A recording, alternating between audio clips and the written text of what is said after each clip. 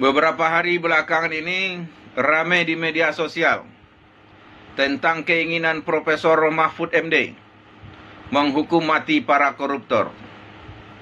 Menurut saya, sebelum kita menghukum mati para koruptor, alangkah baiknya oknum penegak hukum kita basmi terlebih dahulu. Sebab seseorang itu bisa dijadikan tersangka karena perbuatannya atau karena keadaannya. Tambahnya lagi dari saya, atau karena tidak mau bayar. Itu banyak terjadi. Saya pernah mengalaminya begini, Prof. Pada tanggal 30 April, barang kami dirampas oleh Ali Muaidori bersama tim yang dipimpinnya. Ini orangnya. Saya menyebutnya dirampas karena mereka mengambil alih barang kami tidak dengan cara yang diatur undang-undang. Tidak sah. Setelah barang itu mereka ambil alih, mereka kuasai, tentulah kami memohon bagaimana barang itu bisa dikembalikan. Karena spare part dan aksesoris kendaraan roda 4 yang kami jualkan itu untuk menopang ekonomi keluarga kami sehari-hari. Dapatlah kesepakatan. Kami harus menyerahkan uang 15 juta. Namun setelah uang diserahkan 15 juta itu, ternyata barang tidak dikembalikan. Sekira sebulannya kemudian, kami dapat kabar lewat ponsel. Barang itu sudah boleh diambil, tapi dengan catatan harus membayar 10 juta lagi. Ditransfer uang 10 juta itu. Ada buktinya. Kemudian dijemput barang ke sana. Ternyata barang itu tidak juga dikembalikan. Dan sebulan kemudian kami ditelepon lagi. Katanya barang sudah boleh diambil. Sudah boleh dibawa. Tapi dengan catatan harus menambah uang 10 juta lagi. Alasannya karena dirnya minta uang 35 juta. Ditransferlah uang itu. Ternyata barang juga tidak dikembalikan. Karena sudah diperas dan ditipu sampai 3 kali, kami sampaikan protes. Apa hasil dari kami protes itu? Akhirnya kami harus duduk di kursi pesakitan. Kursi pesakitan. Diadili di Pengadilan Negeri Tanjung Karang, Teluk Betung. Dasarnya yang khusus, Undang-Undang RI nomor 12 tahun 92 tentang sistem budidaya tanaman. Sedangkan kami berdagang spare part mobil. Kemudian laporan polisinya tanggal 26 Juni. Barang dirampasnya 30 April. Laporan polisinya model A 683 26 Juni. Dan ditetapkan sebagai tersangka itu 18 Agustus. Ditandatangani oleh Diki Patria Negara SH SIK MSI. Ini orangnya. Ini dirnya pada waktu itu. Menurut saya nggak nyambung semuanya.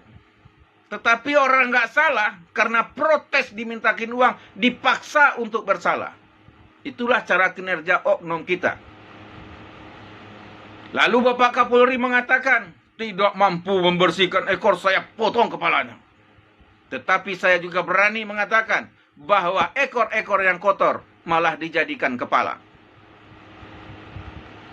Di pengadilan, jaksa mengatakan kepada kami, maksud saya di luar pengadilan, jaksa mengatakan kepada kami, Pak, jikalau bapak-bapak diponis bebas, saya kasasi. Dan kalau bapak diponis kurang 2 bulan, saya banding demi menyelamatkan jabatan saya, kata. Dan saya yakin sekali bapak-bapak akan diponis bebas, kata jaksa kepada kami. Namanya Nur Malina Hajar. Kemudian saya hubungi hakim. Saya masuk ke ruangan hakim, ke ruangan kerjanya. Saya bilang kepada hakim, Bu, tolong diponis saja di antara kami 2 bulan. Agar barang itu dikembalikan. Begitu kami sangat butuhnya barang itu. Hakim marah itu. Kesal. Bilang hakim, Bapak nggak boleh bertemu saya di luar pengadilan. Kemudian keadilan itu diberi, nggak diminta. keluar saja dari sini, kata. Tolong keluar. Saya keluar. Benar, kemudian hakim memvonis kami itu bebas tanpa didampingi pengacara. Kami bebas. Setelah kami bebas, tentulah jaksa kasasi sesuai yang katanya untuk menyelamatkan jabatannya. Kami bolak-balik ke Mahkamah Agung. Lihat hasil kasasi itu. Tidak ada. Ternyata memori kasasi itu tidak dikirim-kirim ke Mahkamah Agung. Hampir setahun lamanya. Hampir setahun lamanya. Enggak dikirim-kirim juga. Kami datang ke Bandar Lampung, ke pengadilan, memohon saya di sana. Saya bilang, Pak, tolonglah dikirim. Biar ada kepastian hukum untuk kami. Kalau uang kami nggak ada lagi. Akhirnya dikirim. Oktober, kami dinyatakan bebas. Ingkrah keputusan itu. Tentulah kami senang. Kami jemput barang ke Lampung. Enggak dikembalikan. Alasannya surat ini nggak ada. Bapak itu nggak datang. Macam-macam itu alasannya. Padahal keputusan hakim itu segera dilaksanakan. Segera itu kapan? Hari itu juga. Atau sebulan paling lama. 2 tahun kemudian. Saya buat video saya itu viral. Barulah barang kami itu dikembalikan. Dikembalikan tidak lagi utuh. Tidak lagi utuh. Dan tidak utuh, harus bayar pula, Pak. Kalau nggak, pintu nggak dibuka, nggak diteken. Saya harus bayar. Suka nggak suka, senang nggak senang, bayar.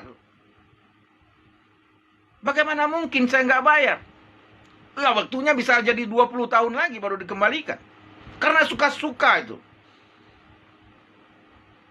Bayar saya. Udah nggak utuh, bayar pula.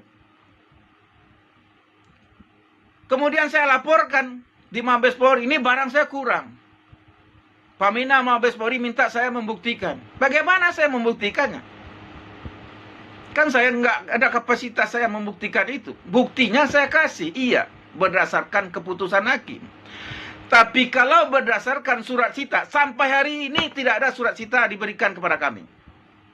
Tanya Ali Maduri, ada nggak dia memberikan surat sita kepada kami? Tanya di Ki Patrian Negara, nggak ada. Lalu Pamina menanyakan mana, berdasarkan apa? Berdasarkan keputusan hakim, saya bilang. Mungkin hakim salah catat, kata. Pakai otak nggak itu Pamina di Mabes Polri itu? Mana mungkin salah catat yang periksa ke sana? Begitu perlakuan oknum penegak hukum kepada kita. Lalu apa janji Bapak Kapolri? Tidak mampu membersihkan ekor, saya potong kepalanya. Buktinya ekor-ekor yang kotor itu malah dijadikan kepala. Ali Muhaidori itu dulu ketua tim Krimsus Polda Lampung. Dinaikkan pangkatnya setingkat. Sekarang menjadi Wakapolres Tanggamus. Saya berani juga mengatakan bahwa ekor-ekor yang kotor ternyata dijadikan kepala.